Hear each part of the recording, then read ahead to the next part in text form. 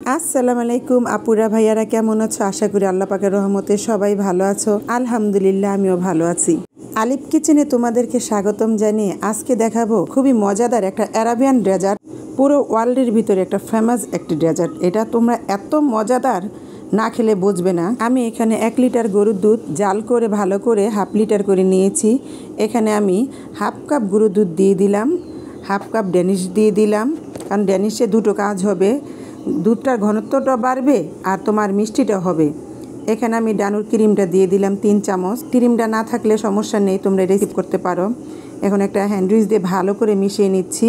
এখন একটু কিছুক্ষণ জাল করে নেব। এই পর্যন্ত ভিডিও দেখতে দেখতে যারা লাইক দিতে ভুলে গেছো তারা প্লিজ এখন একটা লাইক দিয়ে দাও। আজকের রেসিপিটা ভালো লাগলে অবশ্যই কমেন্টস করে জানাবে আর ছোট্ট করে একটি শেয়ার করে দিবে। এখন 2 চামচ আমি কাস্টার্ড পাউডার এখন পানি দিয়ে গুলিয়ে গরম দুধের সাথে মিশিয়ে নেব।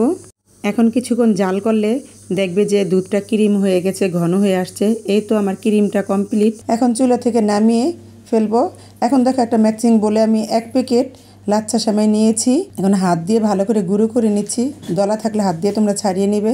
এখানে আমি আমলের বাটারটা নিয়েছি। আজকের রেসিপিটা যদি তোমরা ফেসবুক থেকে দেখো তাহলে অবশ্যই ফলো দিয়ে দিবে, আর ইউটিউব থেকে দেখলে অবশ্যই তোমরা সাবস্ক্রাইব করে পাশে থেকো। এখন আমি এখানে 2 চামচ বাটার নিয়ে ভালো করে লাচ্ছা সেমাইয়ের সাথে মিশিয়ে নিচ্ছি হাত দিয়ে। তোমরা খুব সুন্দর করে মিশিয়ে নেবে।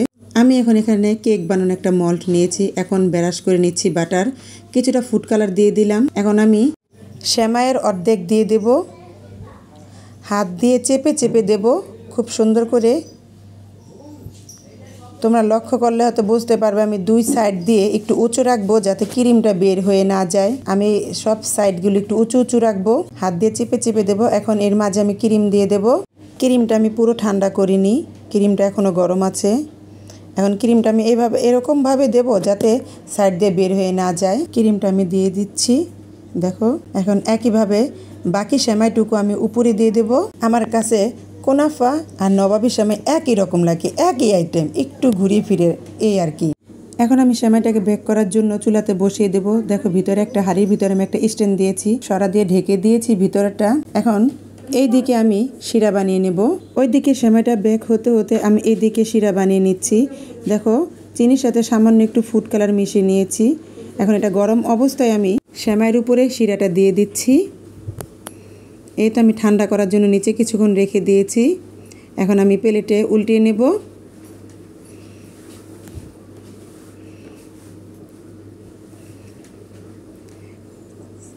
এই তো দেখো ভিতরটা আলহামদুলিল্লাহ কত সুন্দর আর লোভনীয় হয়েছে, আমারই খুব ভালো লাগছে দেখতে। দেখো এখানে আমি বাকি শিরাটুকু উপরতে দিয়ে দিচ্ছি।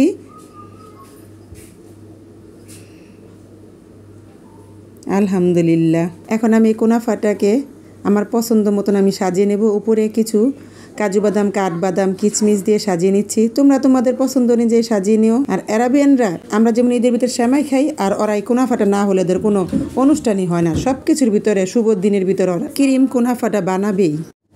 এই দেখো আমি সাজিয়ে নিয়েছি, কেমন হয়েছে তা অবশ্যই কমেন্টস করে আমাকে জানাবে। আর ভালো লাগলে অবশ্যই ছোট্ট করে বন্ধু আত্মীয় স্বজন সবার সাথে শেয়ার করে দিবে।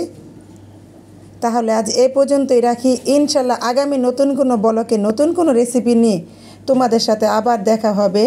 এখন তোমাদের ভিতরটা একটু কেটে দেখাই, তারপরে খোদা হাফেজ বলি। এই দেখো আমি কাটার সাথে সাথে তৈমুর মুখে দিয়ে নিয়েছে, এই জন্য আমি তোমাদের দেখাতে পারলাম না। এই তো দেখো কেমন হয়েছে। তাহলে আজ এই পর্যন্তই, খোদা হাফেজ।